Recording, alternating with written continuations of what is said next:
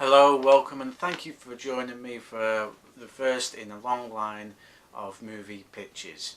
I'll be doing one once every month, so please catch up with me and tell me what you think. Today I'll be pitching a movie idea which I've already worked on the first few pages of the script for, and also the entire premise. The movie surrounds the death of a local girl in a quiet little village. Royal Sterling observes the police cordoning off the area while also getting a glimpse at the girl herself. He then goes back to the hotel that currently he's sharing with a woman that he's supposed to be protecting. This woman looks the spitting image of the murdered girl, making Royal think that there's more to the murder that meets the eye.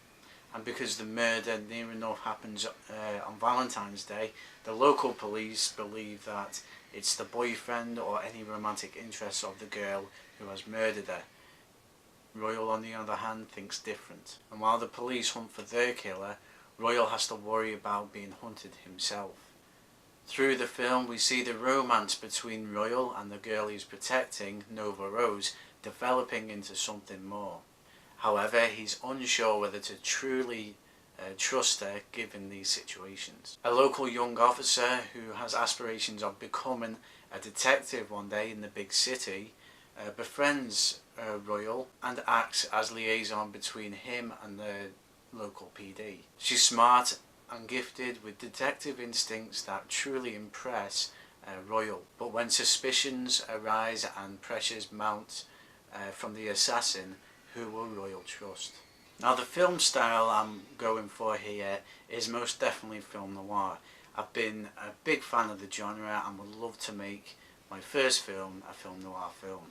The themes that run through the movie itself is man versus himself, as he lusts for the woman he's protecting but doesn't know whether to trust her entirely. Big city versus small town. Now, that's an interesting topic for me because I live in a small village anyway. The cultural divide or the class divide between big city and small town or small village is very interesting to explore, because you don't know whether the same rules apply to each area, even though they should. A good recent example of big city versus small town setting is Wind River, which takes place in the snowy region of Wyoming and has an FBI agent from the big city come into Wyoming to investigate the killing of a Native American woman. Whilst there, she has to deal with the culture of the locals as well as the landscape of Wyoming. Survival is a definite theme. In the movie, there's going to be a shootout between our hero, Royal Sterling, and the assassin, and that I'm expecting a very kind of fluid, one-shot shootout that is very exciting and has multiple obstacles. So survival is definitely a theme when he's trying to dodge shots from an assassin. The theme of power and corruption plays a part here as well, as we see during the movie that Royal Sterling's boss and contact in the big city, he has a contact with the assassin, and we learn that it's a mob hitman and his boss is being paid by the mob for information. Which leads us to another theme called conspiracy. Conspiracy between the mob hitman, Sterling's boss, and the mob to eliminate Sterling and the witness. At the start of the film, the visuals are mostly black and white, as with all film noirs. However, I'm going to take a page out of a Sin City book and colour certain aspects of the film just to kind of make it stick in your mind, but I'm also going to link them with other things of the same colour. I'll give you an example. The blonde hair of the murdered woman connects with the blonde hair of Nova Rose, just to get into your mind that she looks the same and the assassin was after her. But you also have this other narrative with the local police who believe it might be a boyfriend or love interest. Now, either storyline could be correct, you don't know until it develops near the end. Another colour linkage is Royal's blue car that he pulls up with at the start and the senior officer's blue pen that we see right in a notepad at the crime scene. These two objects are linked because they are demonstrating these two as good guys, but we don't know that until near the end. We're just linking them, but the question is, why link them? We get to see at the end when everything comes to fruition. Another colour connection will be between Sterling's boss and the assassin himself, where the assassin's muzzle flash would be a reddish colour, reddish tinged colour, and the tie used for Sterling's boss can be coloured red as well, just to link them two together. Again, I want to do it very subtle, so you get the sense of it, you get the look, but you don't get it that they're connected. And you start to question why by the middle of the film. By the end of the film, most things will be in colour, as if the light has been shone into the audience's eyes, while also enlightening the main character, Royal. I think as we go along, Royal starts to see things come in colour, as we do, just to get the effect that he's getting close to the actual assassin or to the bad guys. He's close to catching the bad guys. Now there will also be gentle teasing between Royal and the head of the local police department. This is just kind of, the teasing isn't offhanded, it's not serious or anything, it's quite bothersome, but it's more like an old lion still grabbing hold of the alpha spotlight. I think by the end of the film he will most likely hand down the gauntlet to Royal, so that he can take over being the alpha, in essence. I chose to write a film noir movie like this because I'm a big fan of the genre, and to make my own, and to write and direct my own movie, that will be so exciting for me, and it will give me a chance to spread my artistic wings. Not only that, but I also live in a small village, and I would often wonder and analyse the cultural and behavioural differences between people of this area versus the city life. I also wanted to write a strong male character whose job it is to protect a woman who's quite seductive and antagonising, and could also just as easily turn the tables on him and put him in a vulnerable position. But the female officer luckily sees what she's doing to him and puts a stop to it. I see them not as a romantic interest, the police officer and Royal. I see more as two sides of the same coin. And as such, they're really quite friendly, but not romantically linked. I think the female police officer can be the more level-headed and moral centre of the team. So it's really a fight between lust and friendship, as well as a fight for survival, which is often what I fantasised about in my village. Trapping their character in a setting like this between an assassin and a femme fatale. And now comes the fun part, the dream casting. Now I've not gone like wild with the dream casting. I've kept it fairly low, but certain stars you would recognise.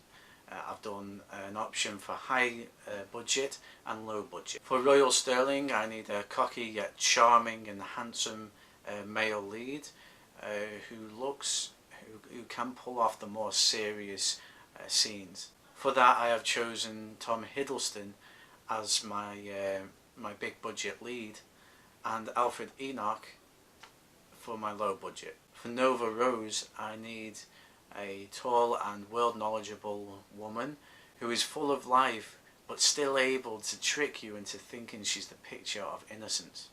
Now for that, I have selected Holiday Granger from Strike and Amanda Clapham from Hollyoaks. I think Amanda Clapham can pull off the femme fatale role. With some film noir makeup, she looks like she fits the part. And Holiday Granger, she can acts really well. She looks quite innocent herself, but she also looks knowledgeable. For the head of the local PD, I need a gruff 50 plus actor who can pull off being grumpy, weary, with a short temper. For that I have selected Sam Neill, who has played a police captain in Peaky Blinders, so I know he can do the role, and he's fantastic. And also Ian Glenn, who has previously played another police officer, a detective as well. So both men can definitely pull off the role, and I think their names themselves can pull in a wide audience.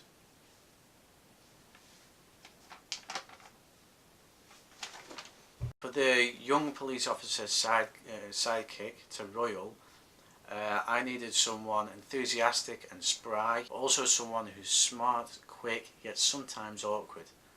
For that I have selected Naomi Harris because of her work on Bond. I know she can kick ass, basically, and also she still looks quite young and definitely dressed up as a local police officer. She can definitely fit the role for a very young and enthusiastic but naive woman lead. For the low budget I've chosen Pearl Mackie because I loved her in Doctor Who. She was quite awkward, yet she was a strong character, and she can play that in this. It's virtually the same role. She can have a laugh with it, she can bring her own personality to it. I think it'll be really good to make a pure friendship between Royal and herself. For the assassin, this has made me think a bit, because I like subtleness in movies, but I also like kind of violence. I mean, not overt violence, but you know what I mean. So the thought of an assassin that you'd look at and you wouldn't actually characterise it as an assassin, that is quite a great thought. But on the other hand, he's a mob assassin, and those are most of the time quite gruff and quite rough looking individuals who's almost like giants and thick-necked and brutes, really. So yeah, I've gone for that side of things, but if in the future I'd like to play it more subtle, you know, more like casting an actor who walks down the street you wouldn't consider as an assassin, then I'll think about that in the future. But for now, my first choice is Dominic Purcell. He can definitely pull off the brute role, since he's done it in quite a lot, and quite a lot of movies and TV shows. Most recently is The Legends of Tomorrow, where he plays a pyromaniac. I really like that role because there's a certain amount of comedy with it as well, and I like for him to bring that type of flair to his role here. He doesn't have to be kind of a stereotypical assassin. He can be quite charming. He can hunt. He needs to hunt for information as well. So he needs to charm the populace. While also the role needs some MA training, martial arts, because I expect some fighting between him and Royal. Now for low budget, I've gone for Vinnie Jones. Even though it's an assassin, I think he has played that in the past with Lock, Stock and Snatch, and he can play that quite well. It's going to be quite a small part, but I think Dominic Purcell will do it really good. It can be quite a glimpse of a great performance, and Vinnie Jones will be just kind of the standard, really. Now the next role that I choose to cast is for Sterling's corrupt boss. Now this guy is a slimy individual with a facade of importance and a higher class. For the high budget, I've chosen Jude Law because he can pull off really well the posh yet morally corrupt asshole in charge quite well, to be honest. But I don't think the younger folk will take highly to Dumbledore being corrupt. For the low budget, I've chosen Paul Blackthorne because he can actually play a very slimy and corrupt individual, and previously he has played a police captain in Arrow, and to see him become kind of corrupt, taking on that role and seeing how he is, how he fits into that, is really good to see. Thank you for joining me for my first pitch. I hope you enjoyed it, and I'll be certainly doing another one next month. Next week, however, we're back to the reviews. Please stay tuned for some more from inside the movie world. Thank you.